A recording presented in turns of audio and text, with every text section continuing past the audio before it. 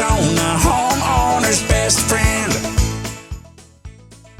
Most of the tower garden, the aquaponics, hydroponics, these are all soilless growing systems. Yeah. Let's get back into creating healthy soil for the gardens, and this is also will apply to anybody that's might be thinking about a fruit tree as well. Yes, exactly.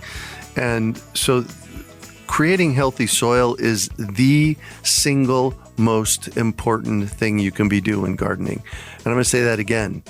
Creating healthy soil is the single most important thing you can be doing in growing in your garden. Because when you have healthy soil, you have healthy plants, and then those plants make healthier food for us.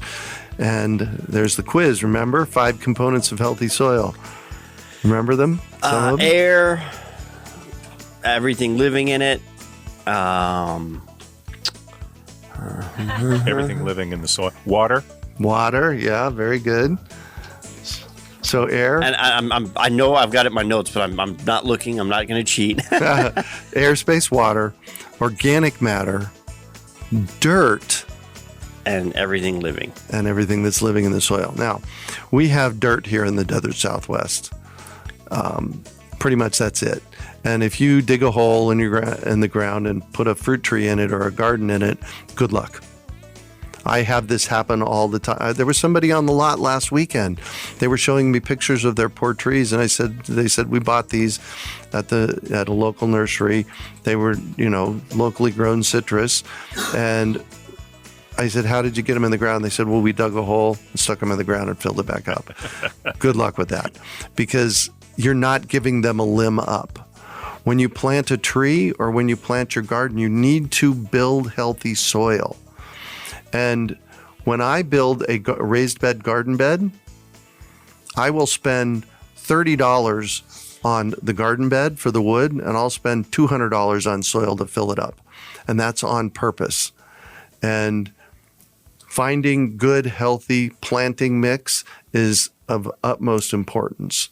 And especially if it's local, you're going to get the local microbes in it if it's local. So find a local nursery. Tanks is great. Tanks Green Stuff is great. Arizona Worm Farm. And you had mentioned both of those in the last segment, and I made a note. We've got 2 minutes here before the next break. Let's spend a minute elaborating on each one, because they both are very fascinating and hyper-local. And hyper-local, yeah. So Tanks Green Stuff is down in Tucson. They're a soil manufacturer. They grind up trees. They compost stuff from restaurants, and they're making locally grown soils.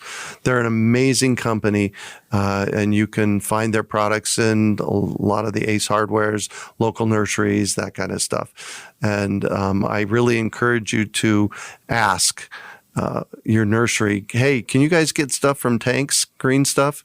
Great products. And then Arizona Worm Farm down by South Mountain. Arizona Worm Farm. Zach is doing my dream project. He bought 20 acres down there near South Mountain, 19th Avenue and Baseline. And they've got a farm.